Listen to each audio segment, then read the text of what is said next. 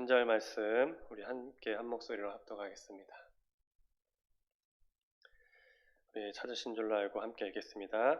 내 사랑하는 형제들아, 너희가 알지니 사람마다 듣기는 속히 하고 말하기는 더디하며 성내기도 더디하라. 아멘. 잠시 기도하겠습니다. 주님 감사합니다. 오늘도 주님의 은혜 가운데 하루를 또 잘 보내게 하시고 또 하루를 마무리할 수 있도록 은혜 베풀어 주심에 감사합니다. 또 한 주간의 이 수요일을 또 우리에게 주셔서 또 주님 전에 나와 또 각처에서 예배드리며 나아가오니 주님 우리 가운데 은혜 베풀어 주시옵소서. 주님 남아있는 한 주간도 주님께서 우리와 늘 동행하여 주셔서 우리 가운데 기쁨과 감사가 넘치게 하여 주시고 불평과 불만은 우리의 입술 가운데서 떠나게 하여 주셔서 더 주님을 닮아가고 주님을 위하여 살아가는 복된 성도들 다 되게 하여 주옵소서. 오늘도 주님 귀한 말씀 가지고 오늘 시간 함께 말씀을 나눕니다. 주님 주신 말씀을 통하여서 새 힘을 얻고 다시 한번 도전되고 은혜 받는 시간 될 수 있도록 주님 인도하여 주옵소서. 감사드리며 예수 그리스도의 이름으로 간절히 기도드립니다. 아멘. 할렐루야. 아멘. 평안한 하루 보내셨습니까? 남아있는 한 주간도 또 주님이 주신 은혜 가운데 평안한 또 한 주간 되기를 축복합니다. 야고보서를 세 부분으로 나누어 볼 수 있습니다. 조금 설명이 좀 장황할 수도 있습니다. 개요에 대해서 설명을 하려고 하는데요. 야고보서의 개요에 대해서 좀 집중하셔서 한번 좀 들어보시기 바랍니다. 야고보서를 세 부분으로 나눠볼 수 있습니다. 첫째는 시험에 대한 성도의 바른 인식에 대한 것입니다. 그리고 두 번째는 행함으로 입증되어야 할 믿음에 대한 것이고 마지막 세 번째는 고난에 대한 성도의 바른 대처에 대한 것입니다. 그래서 첫 번째 부분인 시험에 대한 성도의 바른 인식은 우리가 1장 18절까지 우리가 이렇게 살펴보았습니다. 그리고 오늘부터 두 번째 부분인 행함으로 입증되어야 할 믿음에 대해서 우리가 알아보려고 하는데 이 두 번째 부분은 좀 분량이 제법 많습니다. 첫 번째는 1절에서 18절까지라 좀 짧은데 이 두 번째 부분은 1장 19절부터 5장 6절까지 분량이 좀 깁니다. 그래서 이 부분을 또 세 부분으로 나누게 되는데 먼저 19절부터 2장 26절까지는 행위로 입증되는 믿음에 대하여서 말씀해주고 있습니다. 그리고 3장 12절까지는 혀의 바른 사용에 대해서 말씀해주고 있고 마지막 5장 6절까지는 비세속주의로 입증되는 믿음, 그러니까 세상 가운데서 어떻게 믿음으로 살 것인가, 어떻게 믿음을 입증해야 되는가에 대해서 말씀하고 있습니다. 그 가운데 오늘 본문은 그 첫 번째 부분인 행위로 입증되는 믿음에 대해서 다루고 있는데 2장 26절까지, 1장 19절부터 2장 26절까지의 말씀입니다.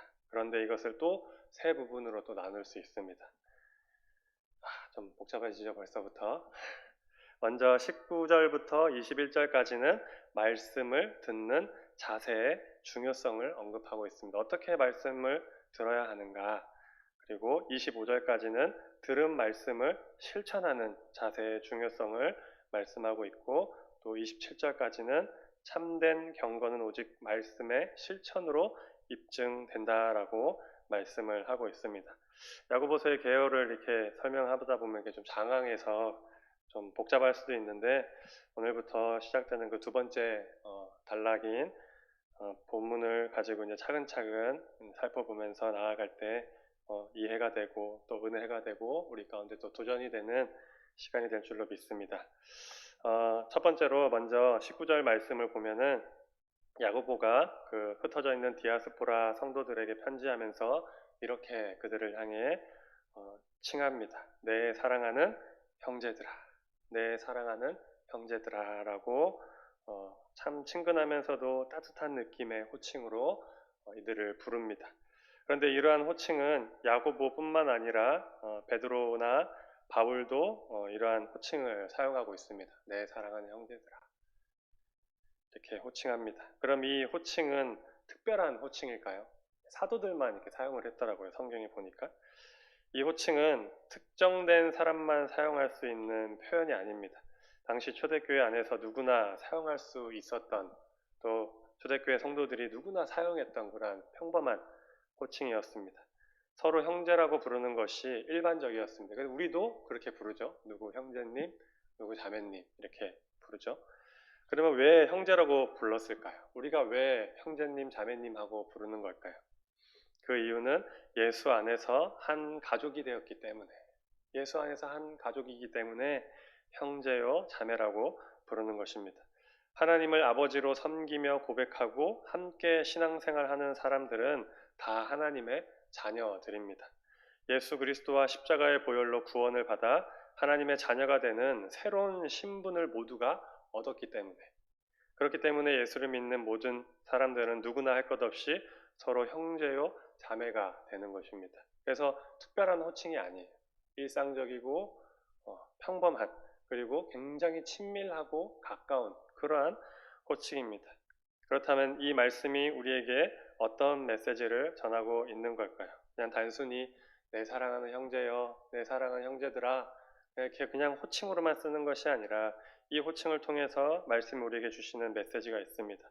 그것은 우리는 누구나 서로를 향해 내 사랑하는 형제라라고 고백하고 그렇게 호칭할 수 있어야 됩니다. 내 주변에 있는 모든 사람들, 또 서로를 향해서 내 사랑하는 형제들아, 내 사랑하는 형제여, 내 사랑하는 자매님이라고 고백할 수 있어야 한다는 것입니다. 왜냐하면 앞서 말씀드렸다시피 예수 안에서 우리가 어떻게 되었다고 말씀드렸습니까? 예수 안에서 우리가 한 가족이에요, 가족. 가족이기 때문에 구원받은 백성이 되었으므로 형제 자매라고 호칭하는 것이고, 예수 믿고 그 안에서 가족이 되었기 때문에 높고 낮음이 있는 것입니까? 그런 게 없는 거예요. 높고 낮음이 없기 때문에 내 사랑하는 형제, 내 사랑하는 자매라고 호칭해야 하는 것입니다. 이 형제라는 말은 특별한 관계에서 쓰이는 호칭입니다.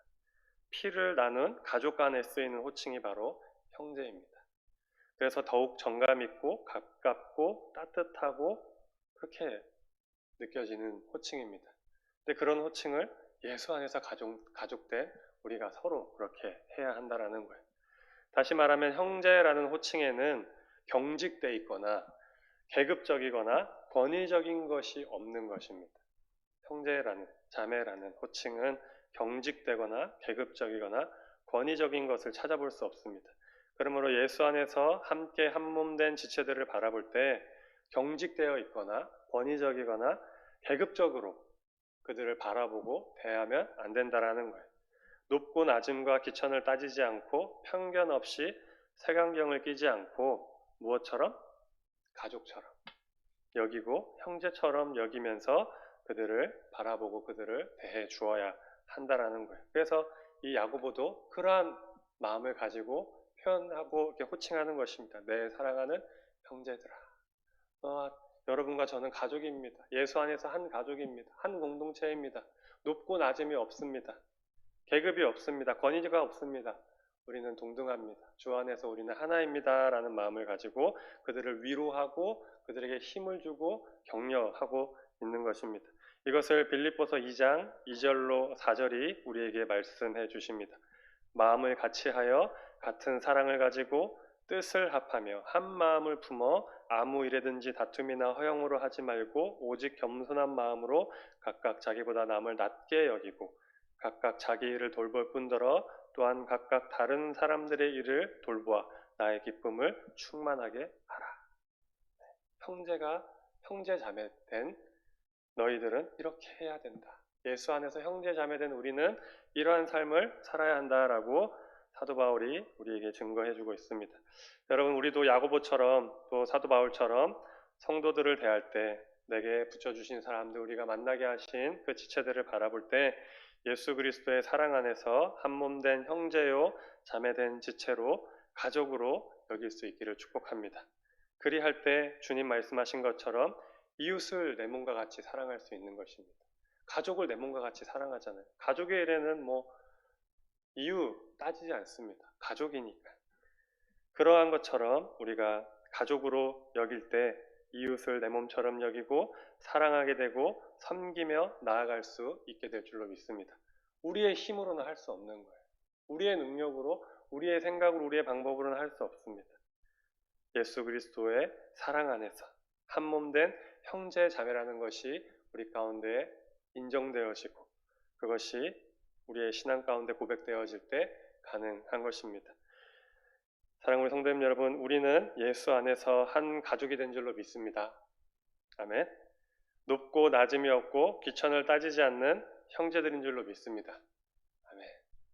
그러한 고백으로 우리가 이제 앞으로 만날 우리 교인들 또 우리 형제 자매들을 그렇게 대해 주시기 바랍니다. 그리고 또 한 가지 더 묵상해 볼 것이 있습니다. 우리는 참 교만하여서 누군가 이렇게 겸손하게 또는 동등하게 형제라 자매라 이렇게 호칭해 주면서 따뜻하게 감싸주고 섬기고 높고 낮음과 귀천을 떠나서 사랑으로 품어주면은 어떨까요? 처음에는 아이고 뭐 그렇게까지 해주시면 아이고 괜찮습니다 막 이러지만 동등하고 좋게 대해주는 그 사람을 시간이 지나면 어떻게 합니까? 깔봅니다. 자신이 마치 높은 사람이 된 것 마냥 착각을 하고는 함부로 대하게 되는 그러한 모습들이 종종 나타나게 됩니다. 그렇다면 야고보가 지금 형제라 호칭하며 자신을 내세우지 않고 겸손히 인사하면서 편지하고 있는데 야고보는 정말 내세울 것이 없어서 이렇게 얘기하는 것인가? 그렇지 않습니다. 야고보는 육적으로 예수님의 친혈육이었고 예루살렘 초대교회 대표 지도자였습니다. 또한 자기가 아닌 타의로 많은 사람들에게 인정받는 대단한 권위를 가진 사람이었습니다.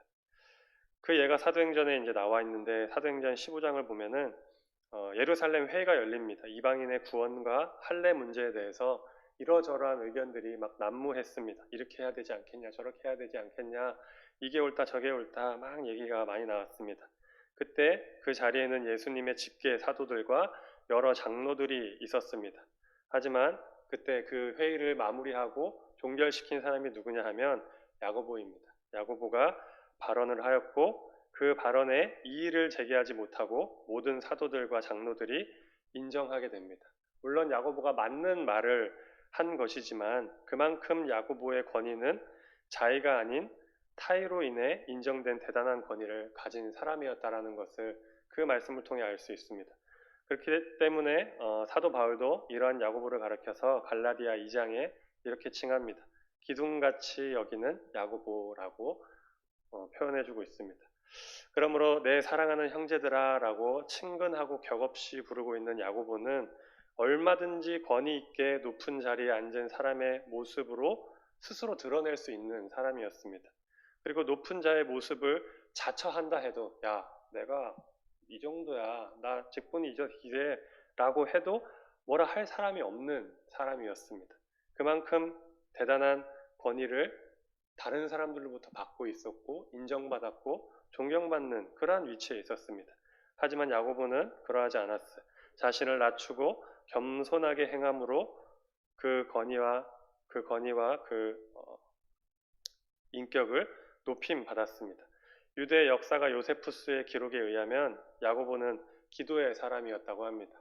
얼마나 기도를 많이 했는지 사람들이 눈으로 보여질 정도로 기도를 많이 했다고 합니다. 그래서 그 기도하는 무릎이 낙타 무릎처럼 뭉툭하게 변했다고 합니다.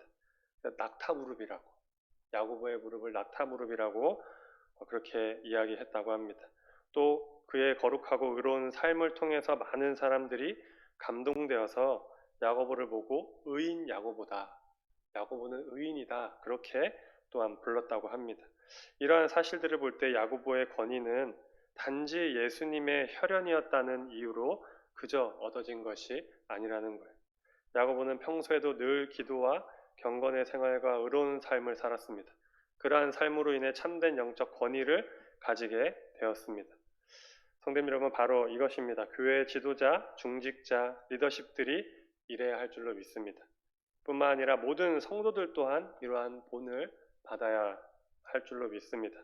우리는 우리가 나타나고 드러나고 싶고 인정받고 싶어 하고 높임 받기를 원합니다.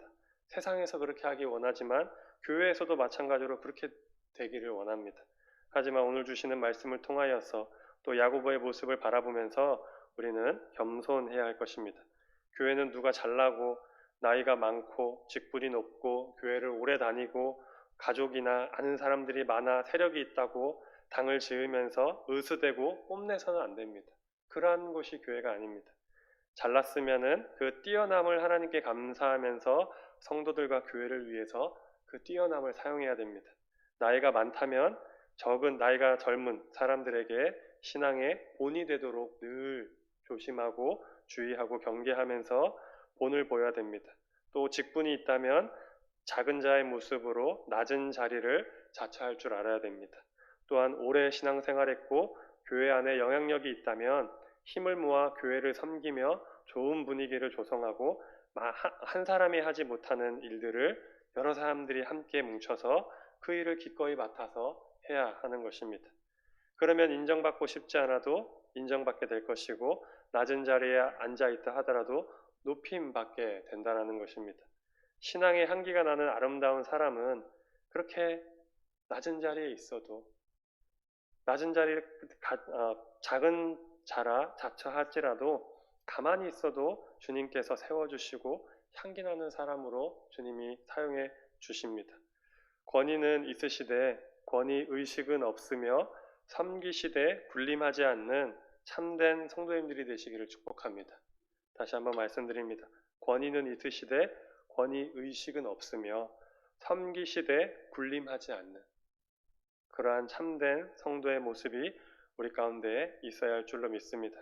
그리하여서 무너져가는 이 시대 교회와 사회와 우리 나라 가운데 하나님이 쓰시는 귀한 도구로 사용되어지는 우리 모두가 되기를 축복합니다. 계속해서 19절 하반절을 보면 듣기는 속히 하고 말하기는 더디하라 라고 말씀하고 있습니다. 듣기는 속히 하고 말하기는 더디하라. 여기서 듣기는 속히 하라는 것은 귀가 얇은 사람처럼 이 소리 저 소리 많이 듣고 왔다 갔다 하는 것이 아니라 대화에 있어 먼저 남의 이야기를 주의 깊게 듣고 깊이 생각하라는 말씀입니다. 그런데 실상 우리의 모습은 어떻습니까? 듣기는 속히 하고 말하기는 더디하는 것이 아니라 말씀과 반대로 할 때가 참 많습니다. 듣기를 더디하고 말하기를 속히 하는, 듣기를 더디하고 말하기를 속히 하는. 심지어 어떤 사람은 아예 남의 말을 듣지도 않고 자기 말만 하기 바쁜 그런 사람들도 있습니다. 그래서 서로 대화하며 많은 말을 하고도 무슨 이야기가 오갔는지 전혀 알지도 못한 채 자리를 뜨기도 하는 상황이 벌어지기도 합니다. 말하기를 막 속히 하니까 듣기는 더디하고 또 어떨 때는 막 말을 많이 하다 보면 어떻습니까? 말이 많으면 실수가 있다고 잠언에 말씀하고 있죠. 오해와 불신만 가득하게 되어서 이전보다 더 관계가 악화되는 경우들도 종종 일어납니다. 여러분, 대화란 서로에 대해 이해를 높이고 때에 따라서는 나의 주장을 납득시키기 위해 하는 것이 대화입니다. 그렇기 때문에 일방적으로 나의 감정만 장뜩 쏟아놓고는 상대방이 전혀 이해하지 못하거나 오히려 오해하고 화를 내게 만든다면 그것은 더 이상 대화가 아니라 폭력입니다. 폭력이 되는 것입니다. 손을 들어서 때리는 것이 폭력이 아니라 말로 폭력을 일삼는 것입니다. 그래서 그 커뮤니케이션 이론이라는 것이 있는데 거기서 가장 효과적인 대화를 위해 3대 1의 원칙을 지키라고 이야기합니다. 3대 1의 원칙. 이것은 3번 듣고 한 번 말하라는 것입니다. 3번 듣고 한 번 말할 때 가장 효과적인 대화와 설득이 이루어진다라고 그 커뮤니케이션 이론이라는 그 이론에 그런 것이 있다고 합니다. 그렇다면 그리스도인의 대화는 어떠해야 될까요? 세상적인 대화는 뭐 그렇다 치고 그리스도인의 대화는 어떻게 해야 될까요? 그리스도인들이 만나면 듣기는 속히 하고 맞습니까? 제가 헷갈리네요. 듣기는 속히 하고 말하기는 더디해야 되는데 그리스도인의 대화는 어떻게 해야 됩니까? 세상 이야기는 더디하고 은혜는 속히 많이 말하는 것. 이것이 그리스도인의 올바른 대화인 줄로 믿습니다. 그리스도인들이 대화하면은 어떤 대화를 많이 나눠야 하는 것입니까?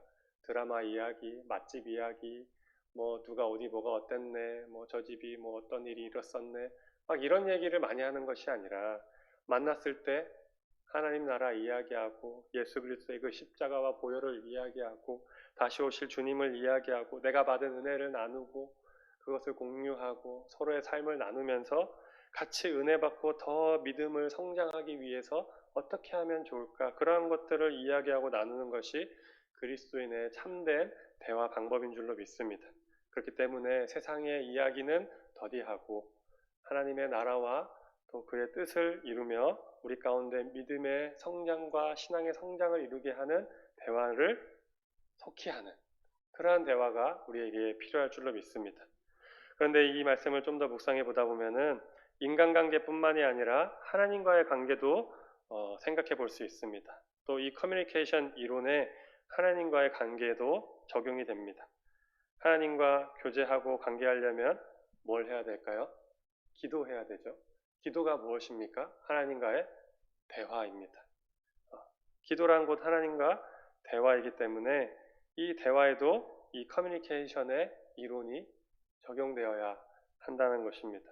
일방적으로 우리의 요구만 잔뜩 늘어놓고 끝나버리는 기도로만 마치는 것이 아니라 먼저 하나님이 뭘 원하시는지 하나님의 뜻과 의도가 무엇인지 구하고 찾고 물으면서 기도해야 한다는 것입니다. 나를 위한 기도가 아니라 하나님을 위한 기도가 먼저 앞서야 한다라고 말씀하고 있는 것입니다. 분명히 주님께서 우리에게 말씀해 주셨습니다. 먼저 그의 나라와 의를 구하라고. 그리하면 이 모든 것들을 너에게 더해 주시겠다고. 우리가 하나님과 커뮤니케이션 하는 방법, 우리가 하나님과 대화하는 방법, 참된 대화의 방법은 일방적으로 우리의 요구만 잔뜩 늘어놓는 기도, 하나님의 말씀은 하나도 듣지 않는 기도를 하는 것이 아니라 먼저 그의 나라와 의를 구하는 것, 하나님의 말씀을 듣고 깨달은 후에 우리의 구할 것을 구하는 자세가 우리에게 있어야 할 줄로 믿습니다. 여러분, 주님이 나에게 무슨 말씀을 하시는지 또 내가 어떤 기도를 하기 원하시는지 먼저 깊이 묵상하고 기도하시기 바랍니다.